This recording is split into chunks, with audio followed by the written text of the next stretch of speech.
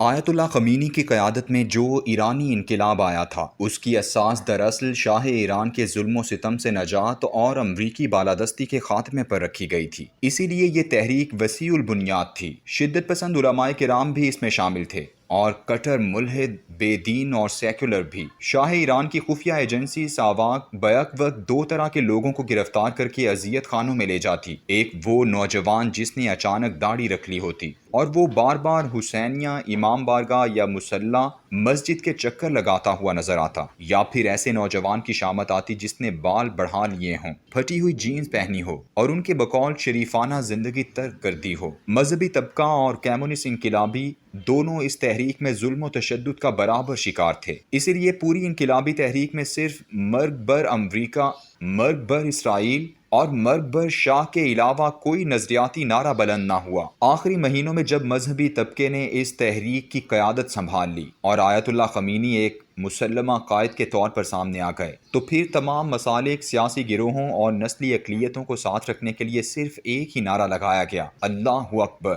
Khomeini راہبر۔ Iran کا اسلامی انقلاب خالصتاً مغربی انداز انقلابات کی پیروی کرتا ہوا برپا ہوا تھا۔ اس طرح کے انقلابات کا آغاز انقلاب فرانس سے ہوا، جہاں عوام بادشاہ کے خلاف سڑکوں، گلیوں اور بازاروں میں نکل آئے تھے۔ ورسائی محل کا گھیراؤ کر لیا گیا تھا۔ توڑ پھوڑ، گھیراؤ جلاؤ کے دوران بیسٹائل کا قید خانہ توڑ کر قیدی رہا کرنے کے علاوہ مسلح تصادم کا کوئی دوسرا بڑا واقعہ نہیں ملتا۔ ایران کے اسلامی انقلاب میں بھی عوامی احتجاج بہت بڑا ہتھیار تھا، جس کے مقابل میں شاہ کے مظالم بڑھتے چلے گئے، اور پھر ایک دن اس عوامی احتجاج کے سامنے شاہ نے ہتھیار ڈال دیے۔ ایران کا یہ اسلامی انقلاب شہری زندگی کا انقلاب تھا، جس کا مرکز تہران تھا۔ ایران میں 70% آبادی شہروں میں رہتی ہے اور صرف 30% دیہات میں۔ ایرانی انقلاب جدید شہری فیشن کا جدید اسلامی انقلاب تھا۔ اس کے مقابلے میں طالبان کے انقلاب نے جنگ و جدل کی کوکھ سے جنم لیا تھا۔ افغانستان کا معاشرہ بھی قبائلی نوعیت کا ہے اور وہاں شہری زندگی صرف چند شہروں تک محدود ہے۔ ایران میں ہزاروں سال کی بادشاہت کی ایک روایت تھی، جبکہ افغانستان ہمیشہ سے بالکل جزیرہ نما عرب کی طرح دنیا بھر کی تہذیبی زندگی سے کٹا ہوا ایک خطہ رہا ہے۔ یہی وجہ ہے کہ طالبان کی جدوجہد اور طریقہ کار ایرانی مغربی طرز انقلاب سے بالکل مختلف اور سید الانبیاء صلی اللہ علیہ وآلہ وسلم کے منہج انقلاب سے زیادہ قریب ہے۔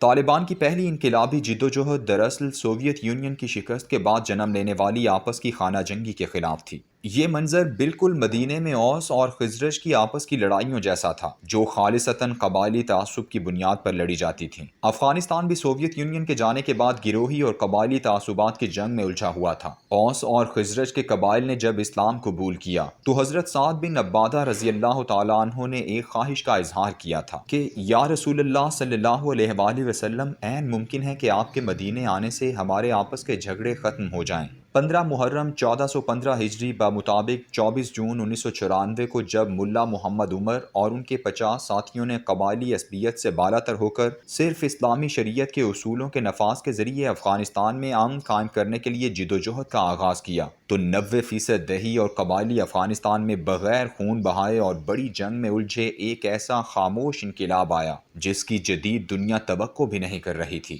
طالبان کے اس انقلاب کو ناکام بنانے کے لیے عالمی اور علاقائی طاقتوں نے دو قوتوں کو ابھارا، ایک قبائلی عصبیت اور دوسرا مسلکی اختلاف۔ افغانستان کی بدقسمتی یہ ہے کہ وہاں قبائلی عصبیت اور مسلکی اختلاف کا آپس میں چولی دامن کا ساتھ ہے۔ ان دونوں عناصر نے بھی قوت اظہار کے لیے افغانستان کے شہری مراکز کو چنا۔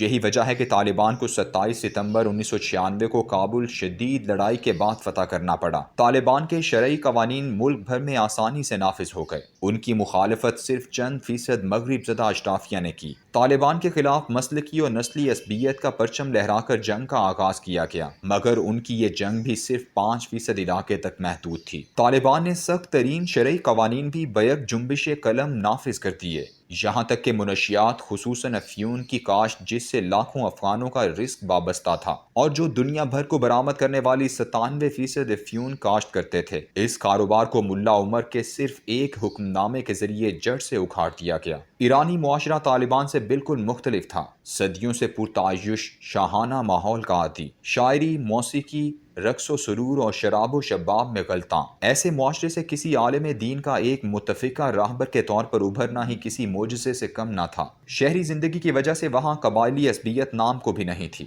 البتہ ان میں ایرانی بالادستی کا خمار ضرور موجود تھا۔ شاہ ایران کے زمانے تک تہران ایک مغرب زدہ تہذیب، جنسی اختلاط اور عیش کدہ کے طور پر جانا جاتا تھا۔ انقلاب کے شروع کے دنوں میں اس انقلاب کو اسلامی بنانے کے لیے اس کے دشمنوں کا خاتمہ ضروری تھا، کیونکہ یہ کسی بھی وقت رد انقلاب بن سکتے تھے۔ خود انقلابیوں کے صفوں میں کمیونسٹ خیالات رکھنے والی مجاہدین خلق کی تعداد کافی زیادہ تھی۔ ایرانی انقلاب کے آغاز کے دن بڑے مشکل تھے۔ ایک طرف شاہ کے امریکہ نواز وفادار فوجیوں کا قلع کما کرنا اور دوسری جانب کمیونسٹ انقلابیوں کو اقتدار سے علیحدہ کرنا، اور ساتھ ہی ایران کی عشرت زدہ اشرافیہ پر شرعی قوانین نافذ کرنا۔ یہ انتہائی مشکل کام تھا، جسے آیت اللہ خمینی کی بصیرت نے آسان کر دیا۔ سب سے پہلے شاہ پرست امریکہ نواز جرنیلوں کو پھانسیاں دی گئیں اور فوج پر اپنا اثر و رسوخ مستحکم کیا گیا۔ اس دوران مجاہدین خلق حکومت میں شریک رہے، لیکن ایرانی علماء نے کمال مہارت سے پاسداران انقلاب اور بسیج کی صورت دو مسلح گروہ منظم کر لیے۔ اس کے بعد کمیونسٹ نواز مجاہدین خلق کو منافقین اور امریکی نواز کہہ کر حکومت سے علیحدہ کر کے جیلوں میں ڈال دیا گیا۔ جیل میں قید ان 40,000 مجاہدین خلق کے قیدیوں کو ایک حکم نامے کے تحت سمری ٹرائل کے لیے چشم زدن میں پھانسی دے دی گئی۔ آیت اللہ خمینی کے ہاتھ سے لکھے ہوئے حکم نامے کا آغاز ان الفاظ سے ہوتا ہے: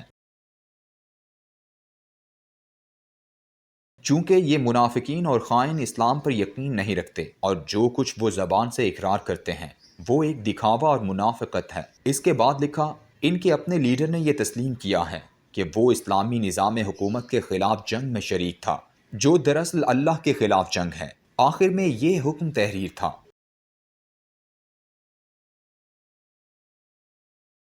وہ سب جو پورے ملک کی جیلوں میں ہیں اور منافقین کی حمایت پر قائم ہیں، دراصل اللہ سے جنگ کر رہے ہیں، اس لیے انہیں پھانسی دے دی جائے۔ تاریخ میں بیک وقت ایک حکم نامے سے جیلوں کے اندر اتنی بڑی تعداد 40,000 مخالفین کو پھانسی دینے کی نظیر نہیں ملتی، لیکن انقلاب کے استحکام کے لیے یہ ضروری تھا، ورنہ ایرانی اسلامی انقلاب صفحہ ہستی سے مٹ چکا ہوتا۔ جاری ہے۔